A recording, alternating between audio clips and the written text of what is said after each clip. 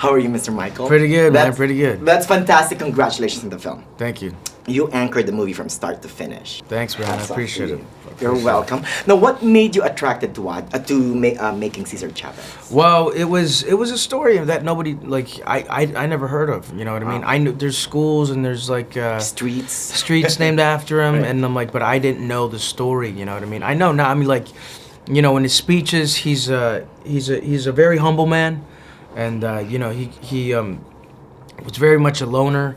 But you know, he was put into the forefront of this movement, even though he didn't want to be, you know.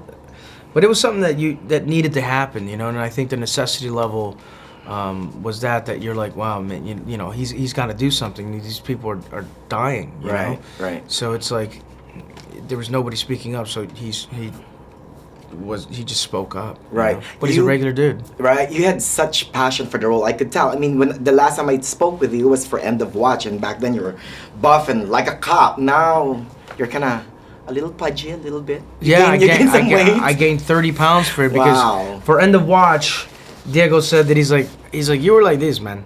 He's like, I kind of want you a little bit like this. And I'm like, oh man. That's easy, right? No, it was tough because I was working out 5 days a week, you know what I mean, for End of Watch, and it's something that you needed for End of Watch. But here, all the footage that I see of Chavez, he's like, you know, he's got a little bit of a pouch.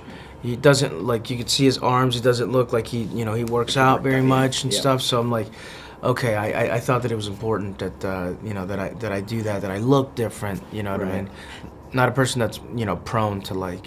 You know what? I am familiar a little bit about the story of Cesar Chavez, but it's an eye-opening experience for me because I'm Filipino and I didn't know that we played a big part. Yeah, exactly. Like, and this is the thing that like, because they would basically pay way below minimum wage, Right. and then charge way too much to sleep on a floor.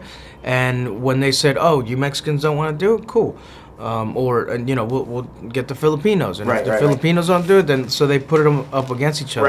Right. And then so they played a very important part in the movement of this, which I thought was great. That they, you know, that there was a very inclusive, and you know, the Bosco brothers, Right. yeah, who I golf with, and they're good golfers, man. Yeah. Yeah, they're buddies now, and like they, you know, the whole family was there, man, in Mexico. It was awesome. Aww. Yeah, it was good stuff. Oh, congratulations again, and visit us again in Palm Springs. Yeah. We'll pick grapes. Oh yeah, for sure. Or golf. Or golf. Yeah, absolutely. Thank you so much.